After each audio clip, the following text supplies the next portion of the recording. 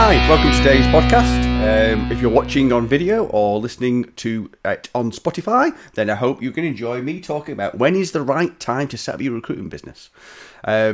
You may be surprised to hear that of the people I speak to about setting up a recruitment business, about 90% don't actually go ahead with it, at least in the first 12 months, and quite often never. And I think the vast majority of the reason is it's a romantic idea. I set my own recruitment company. It's not me putting them off, that's for sure.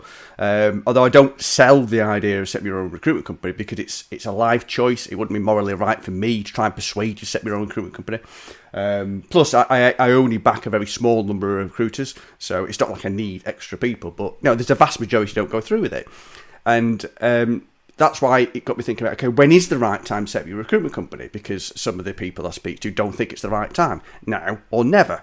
And the right time to set up your recruitment company comes back to two things. There's your disposition, there's you and where you are in your life, but there's also the cash, and the cash is king. As I always say, placements are vanity, invoices sanity, cash is king.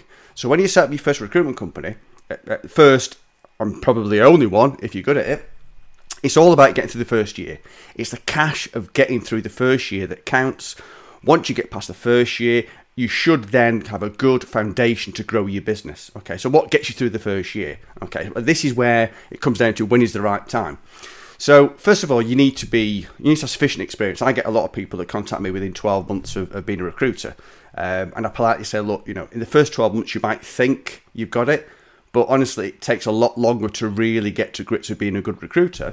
It's more, you give yourself a much better opportunity if you've got a better understanding of your market, you know more candidates, you know more clients.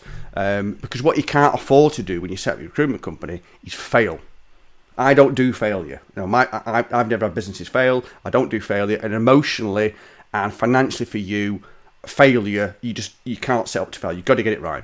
So it's got to be the right time. So this is where you've got to ensure you get past the first 12 months. So, okay, I'd say a minimum of 2 years experience, probably more.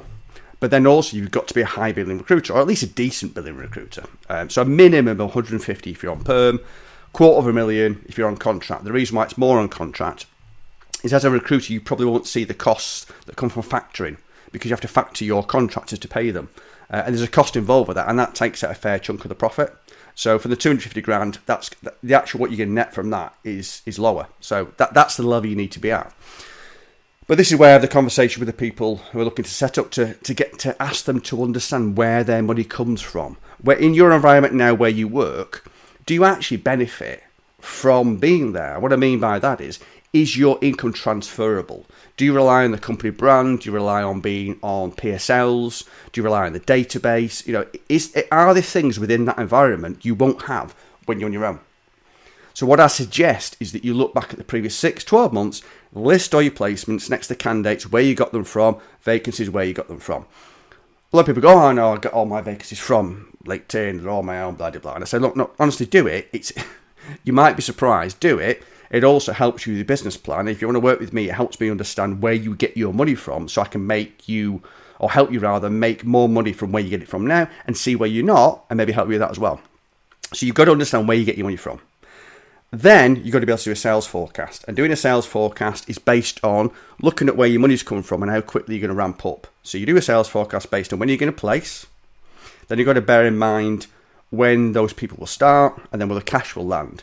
And I go through that in my blogs about cash management and how to set up a recruitment business. It explains in those how to do a cash flow forecast, because you need to know the amount of cash you need for you to be able to survive that first 12 months, and more importantly, the first 6 months, 3 months, until you start making cash. Because if you don't place for the first 3 months, the person doesn't start for another month, they don't pay for another month, that's 5 months' money.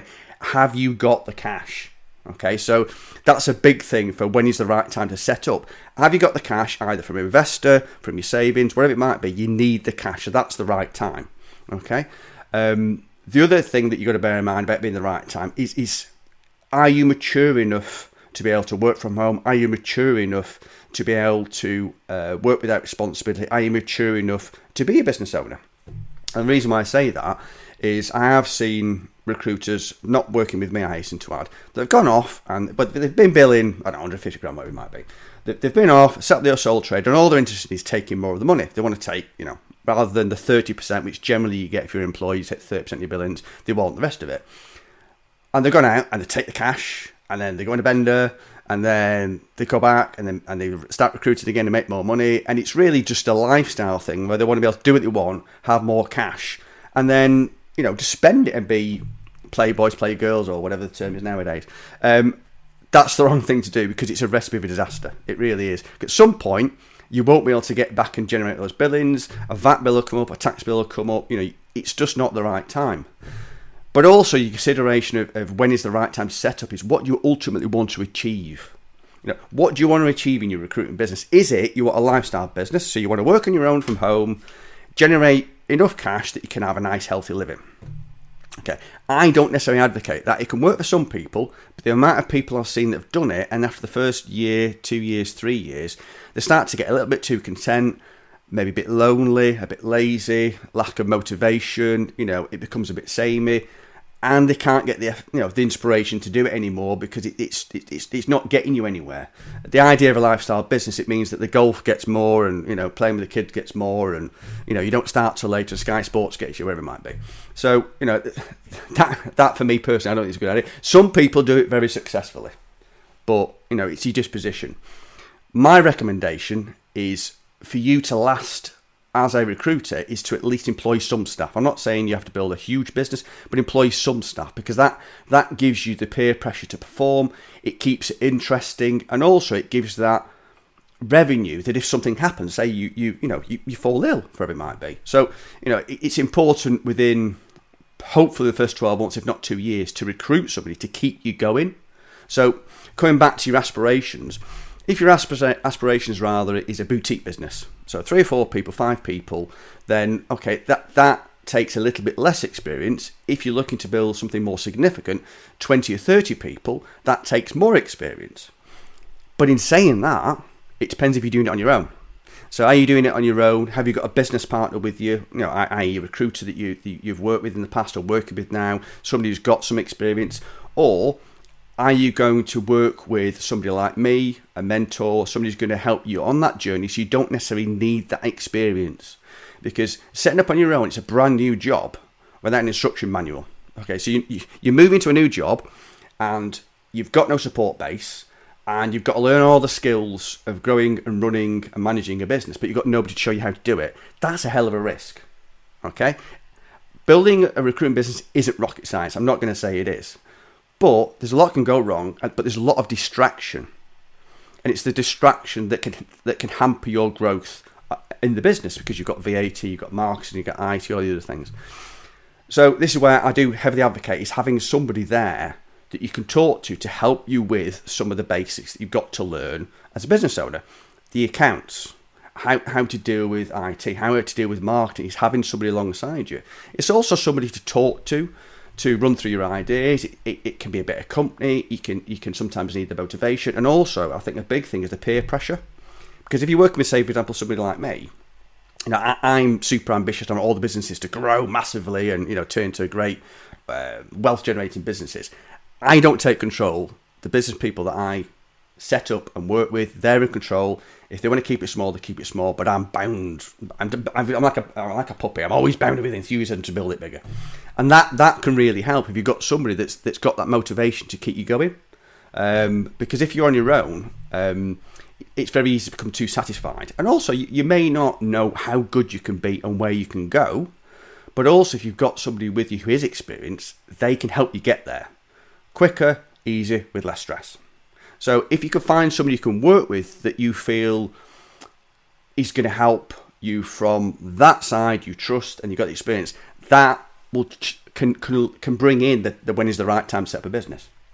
There's also other factors like is it a recession? How is your market? Also, have you come across a golden opportunity where you've got a client that has got loads of vacancies they want to give you? Okay, that's great, but you've got to bear in mind your restricted covenants, because virtually all recruiters have restricted covenants which stop you from dealing with your current clients that you've been dealing with for the previous 12 months for 6 months into going forward into your business. And generally, it's the same with candidates. It's 6 months going forward, but it's only 6 months going backwards. So you've got to bear that in mind.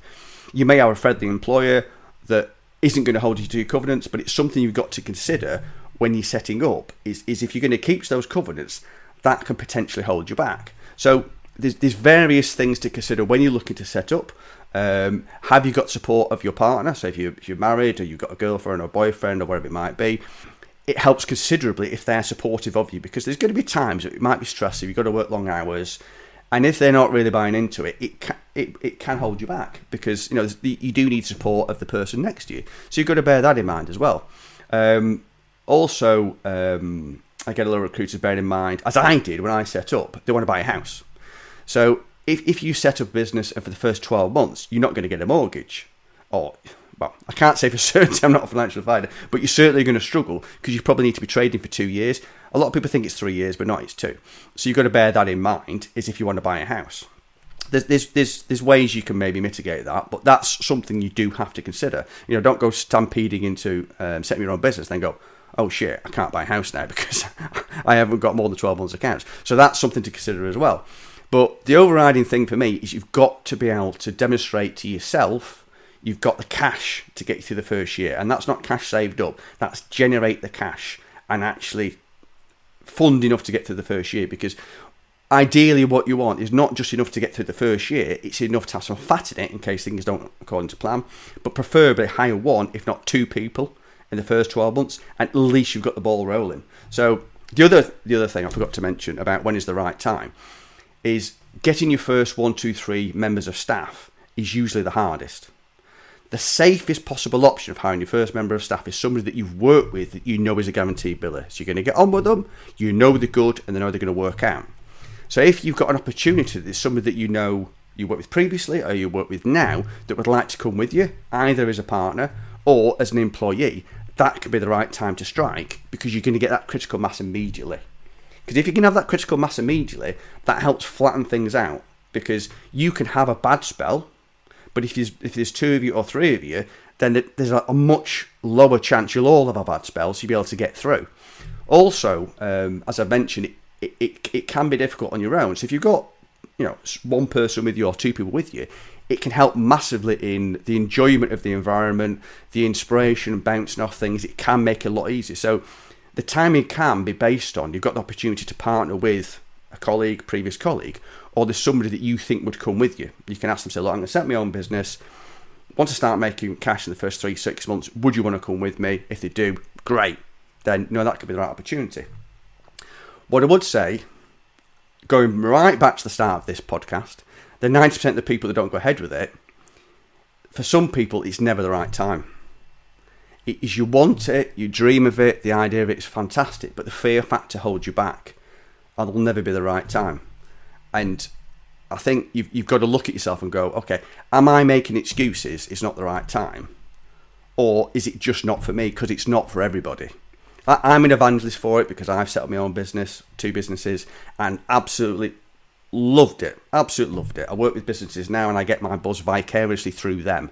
That's why I do what I do. Now, I can't set up my first business twice, but I get the buzz now from those businesses. And even better, I get the buzz because I can actually enjoy the moment. Because when I was in the moment myself, I was too busy doing my job to actually stop and enjoy the moment. So I didn't enjoy it as much as I could. A bit like a football that's going to go and play at Wembley, and the coach says, make sure you soak it up and enjoy it. First few years are so fast, I didn't have time to enjoy it.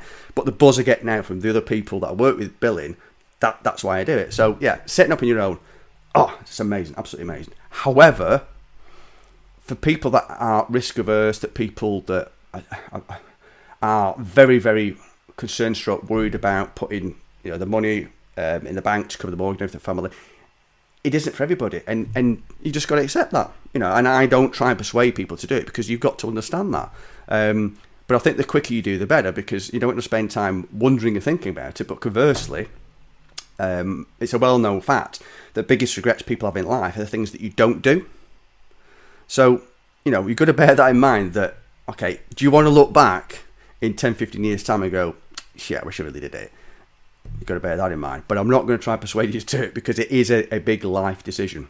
Anyway, I hope you've enjoyed this video podcast, an audio podcast. If you watch on YouTube, hit the follow button, the like button, and I look forward to you listening to my next podcasts, my next blogs, which will be on recruitment in general, building businesses, anything I think can help personally develop recruiters out there.